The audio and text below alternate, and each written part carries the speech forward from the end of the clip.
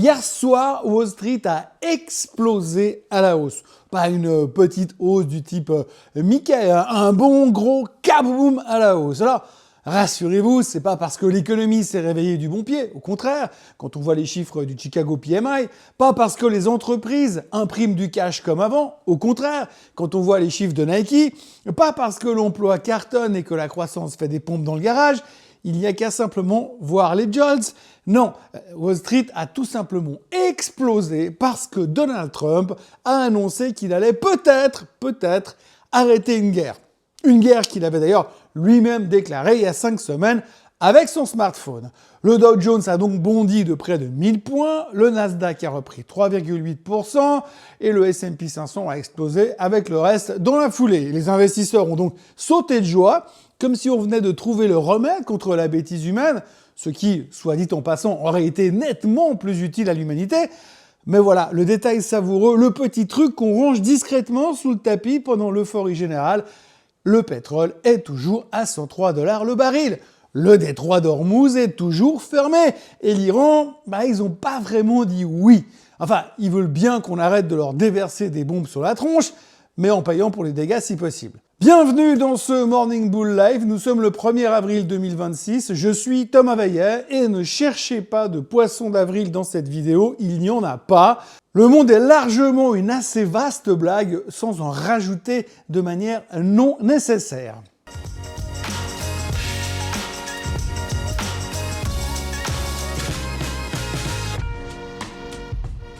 Cette émission vous est présentée par Swissquote. Alors avant toute chose, ce que vous allez entendre et voir dans cette vidéo n'est pas un conseil financier, c'est mon avis, mon analyse et parfois mon humeur du jour. Par contre, si vous voulez comprendre la bourse, là, vous êtes au bon endroit. Alors un petit peu de contexte pour commencer ce matin, parce que c'est important le contexte et parce que certains d'entre vous ont passé le mois de mars à éviter leur relevé de portefeuille comme on évite le regard de son banquier dans un couloir. Et franchement, c'était pas loin d'être la bonne stratégie. Depuis le 28 février, les États-Unis et Israël sont donc en guerre contre l'Iran. Une vraie guerre, pas une guerre de tweets, des missiles, des frappes, des destructions massives et surtout un détroit fermé. Le fameux détroit d'Ormuz. Cette étendue d'eau que vous cherchez sur Google Maps une fois par décennie et dont vous vous foutez éperdument les 364 autres jours de l'année. Sauf que 20% du pétrole mondial passe par là. Et depuis 5 semaines, plus rien ne passe.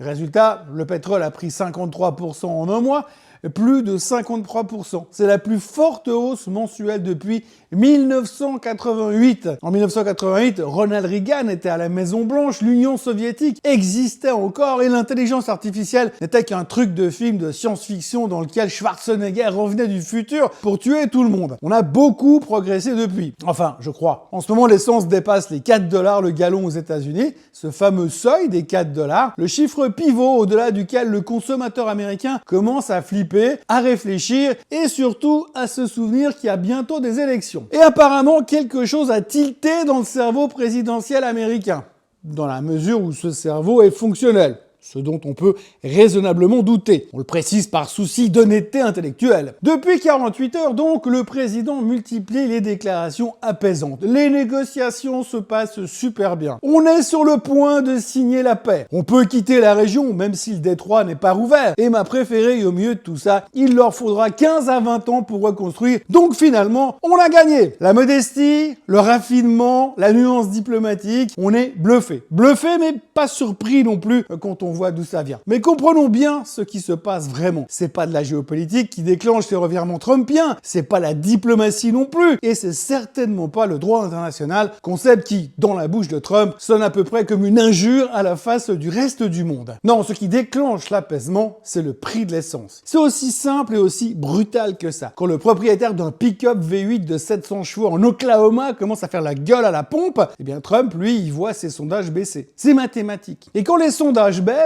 Trump, il pagaille dans tous les sens, il dit tout et son contraire et trouve un accord de paix, lui-même personnellement tout seul, dans les 48 heures. Le Wall Street Journal a lâché la bombe hier. Trump serait prêt à terminer la guerre sans même exiger la réouverture du détroit d'Ormuz. Mission accomplie selon lui. L'Iran n'a plus de marine, plus de missiles, plus grand chose. Et pour le détroit, Trump il a une autre solution élégante. Il s'est tourné vers les Européens sur Truth Social et leur a dit, ou littéralement écrit, allez le prendre vous-même votre pétrole. C'est ça la diplomatie en 2026. Un post sur les réseaux sociaux pour dire aux alliés d'aller se débrouiller. Et quand je dis se débrouiller, c'est la version polie. Le traité de Versailles c'était plus long, c'était peut-être plus efficace, mais c'était beaucoup plus long. Mais à Wall Street, les subtilités géopolitiques on s'en préoccupe autant qu'une note de bas de page dans un rapport trimestriel. À peine les premières dépêches tombées, la mécanique s'est enclenchée. Acheter d'abord, comprendre plus tard, éventuellement, peut-être, mais c'est même pas sûr. Le S&P 500 a donc pris 2,9%, le Nasdaq plus 3,8%, le Dow Jones était en hausse de 1125 points sur la journée, sa meilleure performance depuis mai 2025, et quelques stratèges ont timidement levé la main pour noter qu'on restait quand même en territoire de danger, que les niveaux de résistance technique n'avaient pas été cassés, et que la configuration graphique suggérait une vulnérabilité continue. J'insiste sur le terme. Bon honnêtement, personne, mais alors personne les a écoutés hier. Et puis pendant ce temps-là, l'IA a fait son travail. Il y a CoreWeave qui a annoncé une facilité de près de 8,5 milliards pour construire des infrastructures d'intelligence artificielle, notée A3 chez Moody's, une première pour ce type de structure, et donc les néo-clouds se sont immédiatement enflammés. Et puis il y a eu Nvidia. Oui, on reparle de Nvidia, mais cette fois avec Marvell, qui ont annoncé un partenariat stratégique intégrant quelque chose à quelque chose d'autre, avec une technologie dont le nom contient le mot fusion, des XPU, des NVLink, des DPU Bluefield, des gens passent. Le communiqué de presse continue sur 3 pages avec le niveau de lisibilité d'un contrat d'assurance vie rédigé en sanskrit et en tout petit caractère. Le résultat, lui, il est limpide, on a tout compris, Marvell a pris 13%. Voilà, c'est tout ce qu'il faut savoir sur l'IA.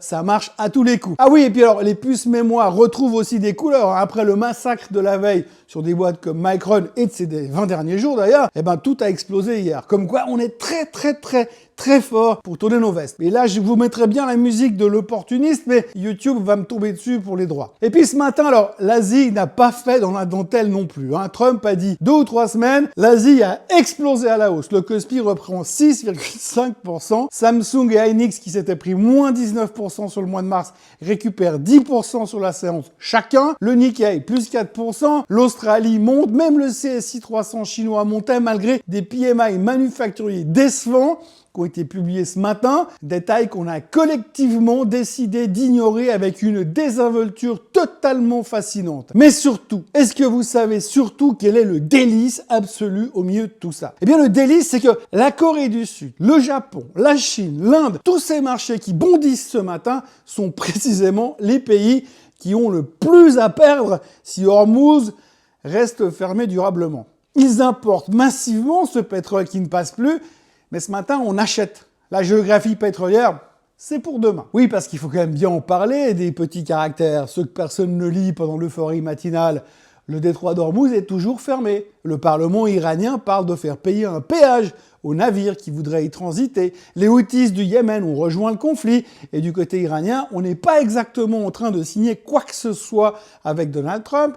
Ils réclament des indemnisations financières pour les dégâts et des garanties comme quoi plus jamais on les rebombardera ever. Ce qui, avouons-le, est une demande assez raisonnable quand votre pays vient de se prendre 6 semaines de frappe sans discontinuer. Donc c'est pas terminé. Mais dans le doute, on monte. Et pendant ce temps, Nike, hier soir, a publié ses chiffres trimestriels. Et si ces chiffres sont le reflet de la consommation américaine, ce qui est, je suis d'accord, tiré par les chevaux, c'est la merde. Le CEO a déclaré que le turnaround prenait plus de temps que prévu, ce qui, traduit en français courant, signifie le turnaround ne turnaround pas du tout. 11,28 milliards de chiffre d'affaires, 35 cents contre 54 par action l'an dernier, marge en recul, les dunks trop bradés ont banalisé la marque, la Chine ne repart pas et Oka et Onrunning leur bouffent des parts de marché pendant que le repositionnement premium avance à la vitesse de l'armée suisse. Sur 12 mois, Nike a perdu 17% et le S&P 500 a pris plus ou moins 17%. La chaussure de sport, c'est fini. Enfin, c'est pas fini, mais c'est plus que c'était. Dans le doute, je vais me remettre au running en signe de soutien. Et puis alors, il y a la macro. Hier, on a eu les JOLTS qui sont plus faibles de 5%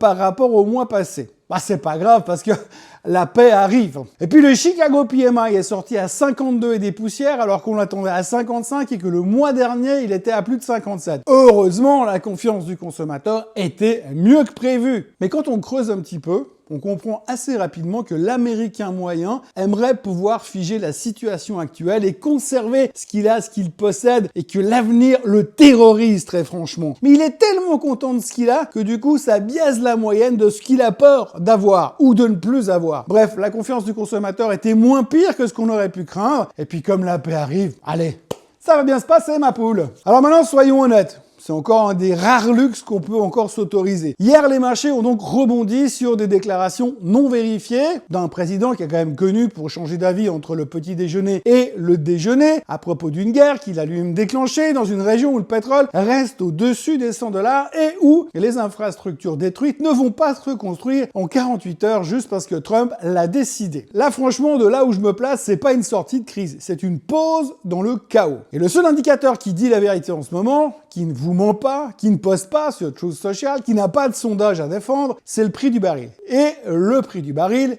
ben lui, il dit que rien, mais alors rien n'est réglé. Le premier trimestre 2026 se termine donc avec 3 indices américains qui ressemblent à une blessure mal soignée et bien infectée, une guerre non terminée, une hausse historique du pétrole et un rallye de fin de mois que certains appellent franchement du window dressing, cette pratique consistant à embellir les portefeuilles juste avant les relevés de fin de trimestre. Le 10 ans américain est revenu à 4,32, l'or est à 4700 $, le bitcoin à 68 000. Tiens, lui, il a pas vraiment profiter de la fête, ce qui est toujours assez intéressant à noter. Et ce soir, Trump parlera à la nation à 21h heure de New York, soit 3h du matin pour nous. On craint le pire. On espère quand même pouvoir dormir un tout petit peu. Ce qu'il faut retenir de cette journée folle, c'est une vérité assez simple et légèrement déprimante. En 2026, les marchés ne réagissent plus aux faits, ils réagissent aux intentions, aux promesses, aux tweets, aux posts sur Truth Social, à la première phrase du communiqué. La deuxième, généralement, personne la lit. Trump dit 2 ou 3 semaines et le monde achète. Derrière, il peut ajouter que le Détroit reste fermé, que l'Iran négocie en mode péage autoroutier et que les Houthis ont rejoint la partie. Peu importe, le marché a son prétexte et un marché avec un prétexte, c'est comme un enfant avec un jouet, il ne le lâche pas. Alors on prend note, on garde un œil sur le pétrole parce que lui, contrairement à l'homme le plus puissant du monde, ne ment jamais. Bonne journée et bienvenue en avril, sans poisson, sans otarie et juste avec Trump. N'oubliez pas de vous abonner à la chaîne Swissquote en français, d'activer la cloche pour ne pas rater la prochaine vidéo, de liker celle-ci, de la commenter et de la partager. Et nous, on se retrouve demain. Ce mois, on a fait 19 000 vues sur chaque vidéo en moyenne. Il y a 5 ans, la première vidéo, on avait fait 800 vues. Et encore, sur les 800, 200 fois, c'était moi. On a quand même vachement bien progressé. Merci à tous. Très bonne journée. Bye bye. Ce contenu est informatif et éducatif destiné aux personnes connaissant les marchés financiers. Il ne constitue pas un conseil en investissement, juridique ou fiscal. Le trading et l'investissement comportent des risques, notamment la perte de capital. Les CFD et actifs numériques sont volatiles et ne conviennent pas à tous. Swissquote décline toute responsabilité quant à l'exactitude du contenu ou aux pertes liées à son usage. Produits et services disponibles selon la législation en vigueur.